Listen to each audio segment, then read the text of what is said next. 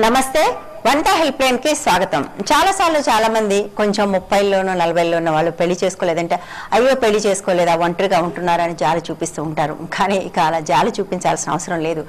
ఎందుకంటే ఒంటరిగా ఉంటున్న వాళ్ళే ఎక్కువ దృఢంగా ఎక్కువ ఆనందంగా కూడా ఉంటున్నారట. చాలా మంది ఈ మధ్య కాలంలో స్త్రీలు పురుషులు కూడా ఒంటరిగా ఉండటానికి బై చాయిస్ ఇష్టపడుతున్నారు. ముఖ్యంగా అలా ఒంటరిగా ఉన్న స్త్రీ పురుషుల కంటే కూడా స్త్రీలు ఎక్కువ ఫలవంతమైన జీవితాన్ని కూడా గడుపుతున్నారట. ఎందుకంటే వాళ్ళ ఆలోచనల మీద నియంత్రణ లేకపోవడం, వాళ్ళ శక్తి సామర్థ్యాల మీద వాళ్ళకి నమ్మకం కలిగేలా వాళ్ళే నిర్ణయాలు తీసుకోవడం, దాంతో పాటుగా ఏ రకమైన వైలెన్స్ లేకపోవడం కుటుంబంలో, వీటన్నిటి వల్ల చాలా మంది స్త్రీలు ఒంటరిగా ఉండటాన్ని ఇష్టపడుతున్నారు. పురుషులు కూడా ఇష్టపడుతున్నారు రకరకాల కారణాల వల్ల. సో ఒంటరి జీవితం వైపు మొగ్గు చూపటం వల్ల జరుగుతున్న పరిణామాల గురించి కూడా మనం ఈ పూట చర్చించుకుందాం. దాంతోపాటుగా కుటుంబ సమస్యలకు సంబంధించి ఫ్యామిలీ కౌన్సిలింగ్, లీగల్ కౌన్సిలింగ్ సంబంధించిన ఫోన్ కాల్స్ కూడా తీసుకుందాం. అందుకోసం స్టూడియోలో మనతో పాటు ఇద్దరు అతిథులు ఉన్నారు. లక్ష్మి గారు అడ్వకేట్, బాలాజీ సుందరం గారు ఫ్యామిలీ కౌన్సిలర్. సో బాలాజీ గారు, సోలో బతికే సో బెటర్. ఇప్పుడు యాక్చువల్గా ఒకప్పుడు మొక్కపిల్లలు అంటుండేవాళ్ళు, బట్ నిజంగా చూస్తే సోలో జీవితం జీవించడంలో అమ్మాయిలే బెటర్గా ఉన్నారు అని, అబ్బాయిలకే ఆ డిపెండెన్సీ ఎక్కువ ఉంటుందని, వాళ్ళు పైకి ఏం మాట్లాడినప్పటికీ ఆ డిపెండెన్సీ ఉందని, అమ్మాయిలకి ఎంతైనా డిపెండెన్సీ అవసరం అని చెప్పినప్పటికీ ఒంటరిగా చాలా బెటర్గా జీవించగలుగుతున్నారని మనం చాలాసార్లు చూస్తున్నాం. ఈ మధ్యకాలంలో కొంతమంది పెళ్లి చేసుకోకుండా ఒంటరిగా ఉంటే పెళ్లి ఏదైనా కారణం వల్ల బ్రేక్ అయినా లేకపోతే విడో అయినా కూడా మళ్ళీ పెళ్లి చేసుకోవడానికి చాలా మంది స్త్రీలు ఇష్టపడట్లేదు. ఎందుకంటే ఈ జీవితాన్ని ఇది బెటర్గా ఉందని చాలా మంది భావిస్తున్నారు కూడా. సో కామెంట్ ఏంటి? ఇది ఒక చాలా ఇంపార్టెంట్ సబ్జెక్ట్ అండి. మనము సమాజంలో తీసుకుంటే ఏ ఒక్క మనిషి కూడా ఒంటరి బతుకు ఎప్పుడు కూడా ఆశించరు, కరెక్ట్గా చెప్పాలి అని అంటే. ఎందుకంటే man is a social animal. వాళ్ళకు ఒక స్వేచ్ఛ కావాలి, వాళ్ళకు ఒక సమూహం కావాలి, వాళ్ళకు ఒక అసోసియేషన్ కావాలి, అన్నీ ఒకటి కావాలి, లేదు అన్నది కాదు. అయితే ఇక్కడ బై చాయిస్ ఉన్న ఒంటరితనానికి, బై ఛాన్స్ వచ్చే ఒంటరితనానికి, బై ఫోర్స్ వచ్చే ఒంటరితనానికి చాలా తేడా ఉంది. 3 రకాలుగా విశ్లేషించుకోవచ్చు. బై చాయిస్ వచ్చే ఒంటరితనాన్ని ఏ ఒక్క ఒంటరితనాన్ని చూసినా కూడా ఖచ్చితంగా వాళ్ళ బాల్యంలోనో వాళ్ళ చిన్నప్పుడులోనో ఏదో ఒక ఇది ఫేస్ చేసి ఉంటారు, ఒక ఎక్స్పీరియన్స్ ని ఫేస్ చేసి ఉంటారండి. అది ఇంట్లో వైలెన్స్ కావచ్చు, లే వాళ్ళలో వైలెన్స్ కావచ్చు, లే వాళ్ళ ఇంట్లో ఎవరికైనా పెద్దలకు పెళ్లి అయిపోయి అదొక పిటాకులు అయిపోయి అట్లాంటి ఒక కన్ఫ్యూషన్ కావచ్చు, లేదా వీళ్ళకి ఏదైనా ఒక అసూయ పుట్టి ఒక రకమైన ఈ సమాజంలో మగాళ్ళందరూ ఇంతేనో ఆడవాళ్ళందరూ ఇంతేనో అన్న ఒక నిర్ణయానికి వచ్చిన ఒక వైనం కూడా చాలా ఉంది. ఇంకొకటి ఏంటి, అమ్మ నేను పెళ్లి చేసుకుంటే నాకు ఇన్ని రకాల బాధ్యతలు ఉంటాయా, నేను ఎందుకు ఇవన్నీ చేసుకోవాలి అని చెప్పి అలా ఆ రెస్పాన్సిబిలిటీస్ నేను తీసుకోను అన్నది కూడా ఒక కారణంగా ఉంటుందండి. రెండవది బై ఛాన్స్ వచ్చిన ఒంటరితనం ఏంటి అని అంటే, సడన్గా ఎవరో ఒకళ్ళు చనిపోవడము, ఏదో ఒకటి కావడము, సరే ఎంత చేసినా ఇంతే కదా, మన ప్రేమ వాత్సల్యం ఏమున్నా కూడా ఒక రకంగా ఇంతే ఉంటుంది కదా, లేకుంటే సమ్ సార్ట్ ఆఫ్ బ్రేకప్ వచ్చింది అలా ఏమైనా ఉంటుంది కదా. సో అలాంటి కండిషన్స్లో ఏం చేస్తారు అని అంటే, వాళ్ళలో ఇప్పుడు నాకు రిలేషన్షిప్ కావాలి అంటే నేను నా షరతు మీద ఏర్పరచుకునే ఒక రిలేషన్షిప్ కావాలి అని మాత్రమే వాళ్ళు కోరుకుంటారు, కానీ నాకు వచ్చిన రిలేషన్షిప్ నేను పెట్టుకుంటానని ఎప్పుడు అనుకోరు. ఇది ఇలాగే కొందరు దృఢత్వంతో అలాగే ఉండిపోతారు. ఇప్పుడు వర్కింగ్ ఉమెన్, కొంచెం ఆర్థిక స్తోమత ఉన్న ఉమెన్ ఒక మంచి నమ్మకమైన ఫ్రెండ్ సర్కిల్ కానీ ఒక సర్కిల్ని వాళ్ళు క్రియేట్ చేసుకోగలిగినారు అని అంటే వాళ్ళకి ఆ ఒంటరితనమే చాలా గొప్ప ఇదని అనుకుంటారు. అండ్ అలాగే సింగిల్ పేరెంట్కి కూడా వచ్చినప్పటికి కూడా పిల్లలు పెళ్ళైపోయి అన్నీ అయిపోయి ఎక్కడో వెళ్ళిపోయి ఉంటారు, then these people will also remain solo and things like that. ఒకవేళ ఆ ఒంటరితనం వచ్చినప్పటికి కూడా లాస్ట్లో వచ్చేది ఏంటి అంటే బై ఫోర్స్. ఇది extreme amount of domestic violence కానీ, ఎక్స్ట్రీమ్ అమౌంట్ ఆఫ్ టార్చర్ కానీ, బోత్ వేస్ ఆర్ ఒక బానిసత్వంగా బతకాల్సిన ఒక నిర్బంధం ఏర్పడినప్పుడు ఇలాంటి బతుకు నాకు వద్దు అని చెప్పి వాళ్ళు బయటికి రావడం, లోకం తెలియని వాళ్ళు సడన్గా బయటికి రావడం, వచ్చిన తర్వాత వాళ్ళలో ఉన్న పొటెన్షియల్ని వాళ్ళే గుర్తించడం, దెన్ దానిలో వాళ్ళలో ఉన్న ఒక ఏమంటారు సెల్ఫ్ కాన్ఫిడెన్స్ని పెంచుకోవడం, ఇవన్నీ జరుగుతూ ఉంటాయి. This is something of very big force. ఇప్పుడు వాళ్ళని ఎవరు మార్చలేరు. ఇప్పుడు ఈ 3 కేటగిరీస్లో ఉండి ఒక్కసారి స్వయంభూగా బయటికి వెలిసిన వాళ్ళని ఎవరు మార్చలేరు. అది చాలా హాయిగా ఉంటుంది వాళ్ళకి. కానీ ఒక్క మేజర్ కన్ఫ్యూషన్ ఇక్కడ ఏముంటుంది అని అంటే, ఒక స్టేజ్ తర్వాత మళ్ళీ నేను రిలేషన్షిప్ని కంటిన్యూ చేయాలన్నా వద్దా అన్న ఒక ఇది ఉంటుంది. సే అరౌండ్ 45 to 50 years ఆ పర్టికులర్ టైంలో కొంత కన్ఫ్యూషన్ ఉండొచ్చు. దాన్ని ఎలా ఎదుర్కొంటారు అన్నది ఇప్పటి నుంచే మనం ప్రాక్టీస్ చేసుకుంటే ఇట్ విల్ బి వెరీ సుఖాంతమైన జీవితం గడపొచ్చు అనేది మా అభిప్రాయం. అంటే ఒకటండి, ఇప్పుడు మేము ఇంతకుముందు సమూహం కుటుంబం రెండు మాట్లాడుకుంటున్నాం. సమూహాలు ఇచ్చే సెక్యూరిటీ, ఒక మంచి సమూహం ఉంటే ఒక ఫ్రెండ్ సర్కిల్ కానివ్వండి, చాలాసార్లు కుటుంబాల్లో ఉండట్లే, ఎస్పెషల్లీ స్త్రీలకు మనం చాలాసార్లు చూస్తున్నాం ఎంత చదువుకున్నా వాళ్ళ డెసిషన్ మేకింగ్ కి ఒక వాల్యూ లేకపోవటం, వాళ్ళ మీద నియంత్రణ ఉండటం, విపరీతంగా భారం పట్టడం. ఇవాళ చదువుకుని ఉద్యోగాలు చేసే అమ్మాయిలు అదనంగా ఇంటి పని చేస్తున్నారు, చదువుకుని ఉద్యోగాలు చేసే అబ్బాయిలు కొత్త బాధ్యతలు ఏం రావట్లేదు. ఎవరైనా అవతల వాళ్ళు సెన్సిటైజ్ అయ్యిండి ఇది తప్పు ఇలా ఉండటం అనుకుని వాళ్ళు ఏమైనా బాధ్యతలు తీసుకుంటే తప్ప, మనకు తెలుసు 99% మెన్ ఆర్ నాట్ సెన్సిటైజ్డ్. వాళ్ళు ఎవరు బాధ్యతలు తీసుకోవడానికి ఇష్టపడరు. అంటే నేను చదువుకుని నేను ఉద్యోగం చేసి నేను ఈక్వల్ సామర్థ్యంగా ఉండి కూడా నేను ఒక్కదాన్ని ఇంత మోయాల్సి రావటం అనేది అది చాలా మంది నలిగిపోతున్నారు. అది వాస్తవం కూడా. బహుశా అవన్నీ కూడా రీజన్స్ ఏమనిపిస్తుంది అంటే ఇవాళ ఒంటరితనాన్ని ఇష్టపడుతున్నారు అంటే జంటతనంలో సమస్యలు ఉన్నాయని అర్థం. సో ఈ సమస్యలకి కారణం ఏంటి అనేది చాలాసార్లు మనం ఆలోచించాలి. అది జెండర్ ఇంబ్యాలెన్స్. జెండర్ బ్యాలెన్స్ ఉంటే సమస్యలు తగ్గుతాయి. జెండర్ ఇంబ్యాలెన్స్ వల్లే సమస్యలు ఇంత విపరీతంగా పెరిగాయి కూడా. అందుకే అంటున్నాను, ఎన్ని మాటలు చెప్పినా మగవాడు తోడు లేకుండా బతకలేదు. స్త్రీ చాలాసార్లు మనం చూస్తామండి, అది ఆత్మహత్య చేసుకున్న రైతు కావచ్చు, రైతు ఆత్మహత్య చేసుకుని చనిపోతే ఆ అప్పుల్ని తీరుస్తుంది ఆ స్త్రీ, ఆ పిల్లల్ని పెంచుతుంది, ఆ భూమిని దున్నుతుంది. ఇవన్నీ కూడా ఈ పేరు మీద పొలం రాకుండా, భర్త చనిపోయిన తర్వాత అత్తామామలు ఈ పొలం పేరు మీదకి రావడానికి ఒప్పుకోరు. అది అట్లనే ఉంటుంది, పేరు మీద పొలం కూడా రాదు, కానీ ఆ పొలాన్ని కొనసాగిస్తుంది, ఆ పిల్లల్ని పెంచుతుంది, అప్పులు కూడా తీరుస్తుంది. ఇది స్త్రీ చేస్తుంది చాలాసార్లు. అవును, పురుషుడు పడినంత తొందరగా స్త్రీ అధైర్యపడదు చాలాసార్లు. That's what I feel.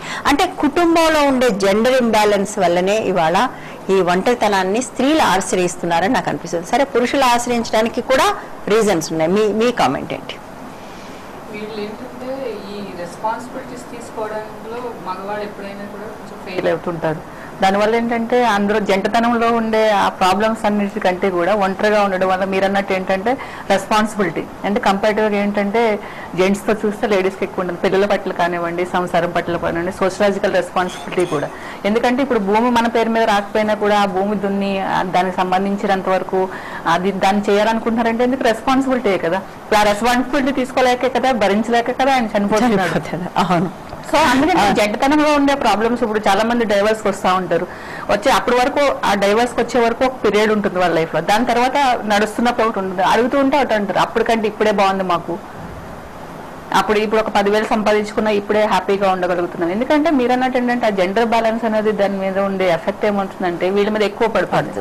పడటం వల్ల ఏంటంటే పిల్లల్ని ఈ గొడవల్లో పిల్లల్ని నెగ్లెక్ట్ చేయడం, సంసారం నెగ్లెక్ట్ చేయడం, తనకున్న క్వాలిఫికేషన్ యూజ్ చేసుకోకుండా ఈ గొడవతోటి ఉండిపోవడం. అంటే వీళ్ళు అనగదొక్కడం వల్ల నువ్వు బయటకు వెళ్ళొద్దు, పిల్లల్ని చూసుకో, లేకపోతే నేను తెచ్చే 10,000లోనే నువ్వు గడపాలి, ఇలాంటివి ఉండడం వల్ల ఏమవుతుందనంటే పిల్లల్ని కూడా తను ఆశించిన రీతిలో పెంచలేకపోవడం, తన కోరికలను చంపుకుని తనకుండే ఐడియాస్ కానీ లేకపోతే తనకుండే డిజైర్స్ కానీ ఇవన్నీ ఏంటంటే అవన్నీ ఇంప్లిమెంట్ చేసుకోవడానికి కూడా ఉండట్లేదు. ఎందుకంటే వర్తబుల్ వాళ్ళు కూడా చాలా మంది హస్బెండ్స్ వాళ్ళు ఏమవుతున్నారంటే అనగదక్కువ పడుతున్నారు. దానివల్ల ఏంటంటే వాళ్ళు ఒంటరిగా ఉండడంలోనే చేసుకోగలుగుతున్నాము, పెంచుకోగలుగుతున్నాము, ఉన్నంతలో హ్యాపీగా ఉండగలుగుతున్నాము, ఈ ప్రాబ్లం లేదు కదా. ఎందుకంటే దాని అట్రాసిటీ కూడా ఉంటుంది కదా, కొట్టడము, తిట్టడము, వాళ్ళు చెప్పిన చేయకపోతే దానికి. సో అవన్నీ చూసి కూడా కొంతమంది మీరు అన్నట్టుగా వాళ్ళ ఫ్యామిలీలో చూసి అలాంటి వైలెన్స్ ని కుటుంబం అంటే ఇలాగే ఉంటుంది అనుకుని కూడా చాలా మంది ఎందుకు ఇది అవసరమా మనకు, నేను చదువుకున్నాను, నా బతుకు నేను బతుకుతున్నాను, సో అవసరమా నాకు ఇది అనుకునే స్త్రీలు కూడా ఉంటారు. పురుషుల సంఖ్య కూడా పెరుగుతుంది ఈ మధ్య. పురుషుల ఒంటరిగా ఉండడానికి రీజన్స్ కంప్లీట్లీ డిఫరెంట్ అంటారు. చాలా డిఫరెంట్ అండి. ఇప్పుడు ఇక్కడ కూడా ఒక రకంగా చెప్పాలి అని అంటే వీళ్ళు కూడా ఏమనుకుంటారు, ఇప్పుడు నేను I don't want to take up any kind of responsibility, నేను ఒక ఫ్రీ బర్డ్ గా ఉంటున్నాను, ఇలాగే ఉంటాను, ఇలాగే నా ఇష్టం వచ్చినట్టు ఉంటాను, చేస్తాను, ఏదో చేస్తాను. ఇప్పుడు ఇంతకుముందు మీరందరూ అనుకున్నట్టుగా ఒక పెళ్లి, ఒక మ్యారేజ్ అనగానే అక్కడ ఒక బాధ్యతలు పెరిగిపోతూ ఉంటాయి. బాధ్యతలు అంటే తన సొంతంగా ఏమీ ఉండదు, చాలా కాంప్రమైజులు చేసుకోవాల్సిన పరిస్థితి, చాలా రకాలుగా అడ్జస్ట్ కావాల్సిన పరిస్థితులు ఉంటాయి.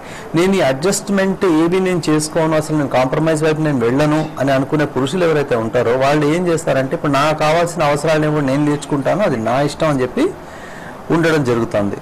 సో ఇందులో కూడా there is a huge amount of problem. Problem నుంచి మాట్లాడుకున్నది ఒక కాలు 2 సార్లు లైన్ లోకి వచ్చారు. విల్ కమ్ బ్యాక్ టు పురుషులు ఒంటరిగా ఉండటంలో ఉన్న సమస్యలు ఏంటి అనేది కాల్ తీసుకుందాం. Hello hello hello hello madam చెప్పండి.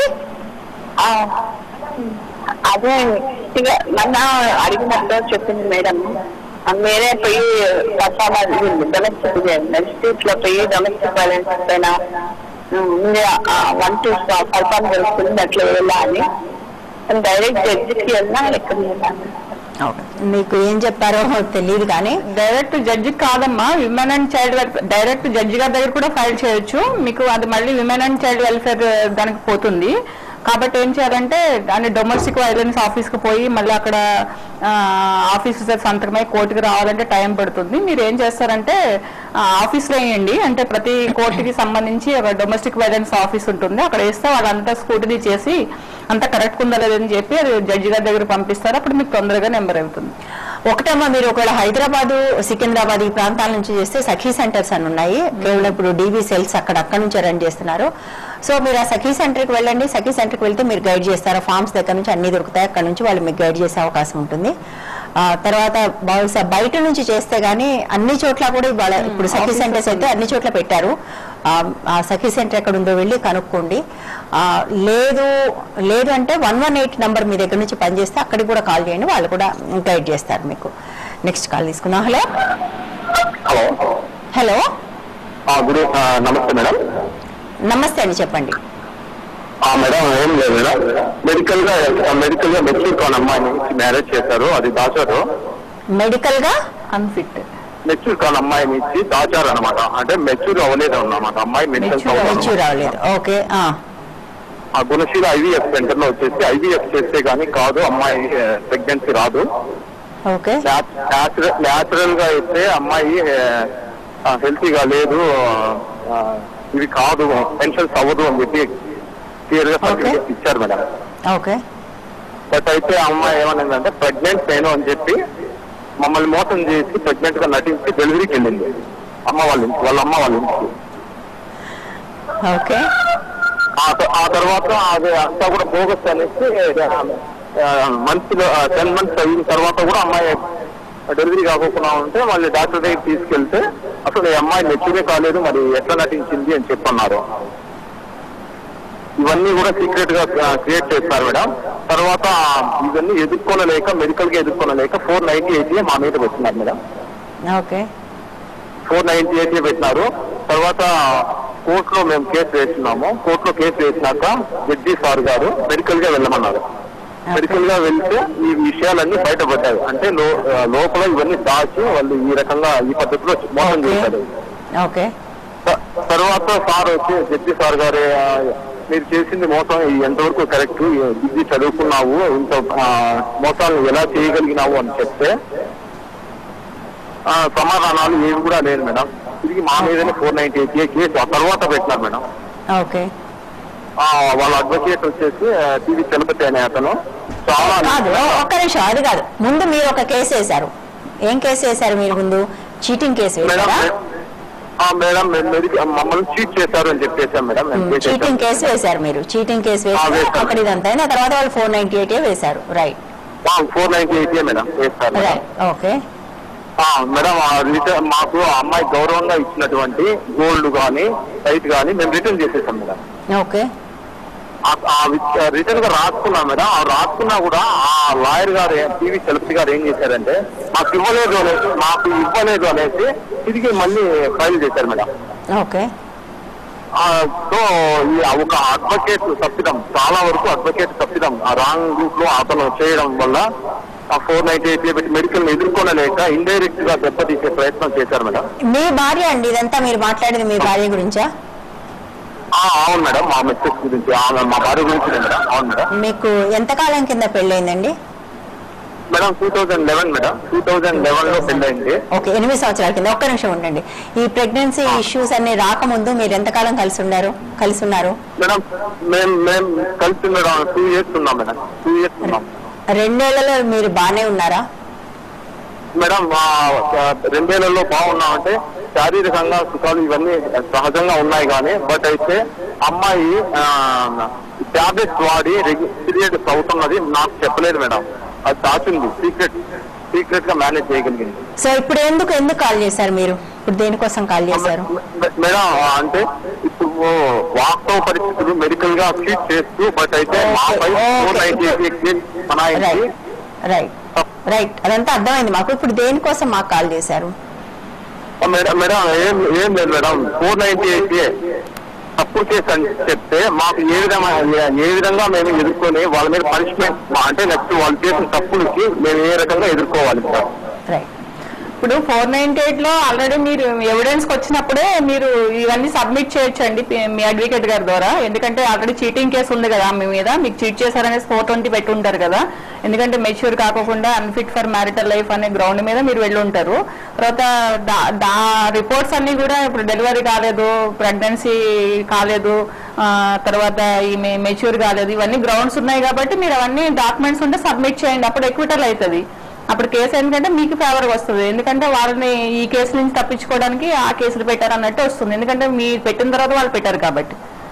సో ఎందుకంటే అది ఫైట్ చేసుకోవాలి కానీ ఓరల్ గా మాట్లాడుకోవడం అడ్వకేట్ మోసం చేశారంటున్నారు. ఎందుకంటే అన్ని రిటర్న్ గా ఉండాలి. లీగల్ గా ఉన్నప్పుడు ఏంటంటే వాళ్ళ అడ్వకేట్ మోసం చేశారంటున్నారు. మరి మీ అడ్వకేట్ ఏం చేస్తున్నారు? ఇచ్చినప్పుడు ఆయన కూడా రాయించుకోవాలి కదా. మీరు రిసీవ్డ్ అనేసి విట్నెస్ పెట్టుకుని మీరు ఆర్టికల్స్ అనేది రిసీవ్ చేసుకున్నారని రాయించుకోవాలి కదా. మరి మీ అడ్వకేట్ ఏం చేశారు మీరు?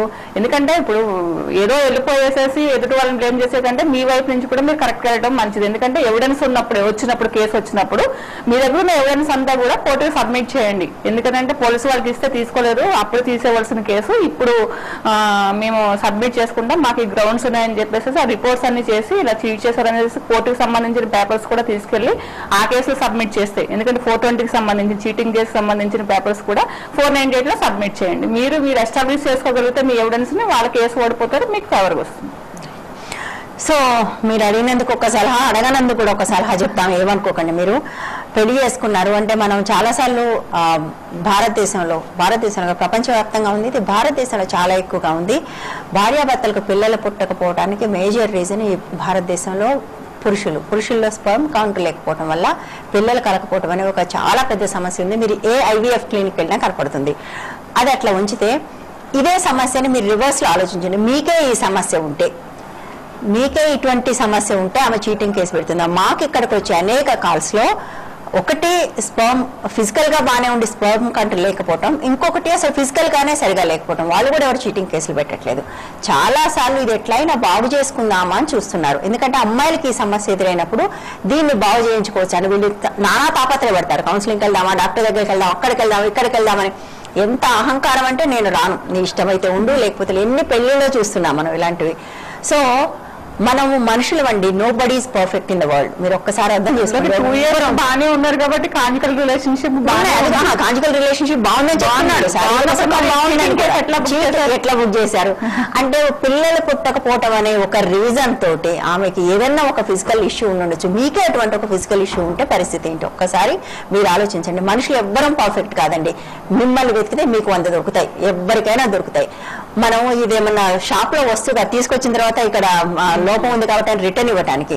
సో మనుషులు అయిన తర్వాత మీరు ఒక 2 ఏళ్ళు కలిసి ఉన్నారు, ఆ మనిషితో ఒక స్నేహం, ఒక బంధం, దానికేం విలువ ఇచ్చారని కూడా మీరు ఆలోచించుకోవాలి.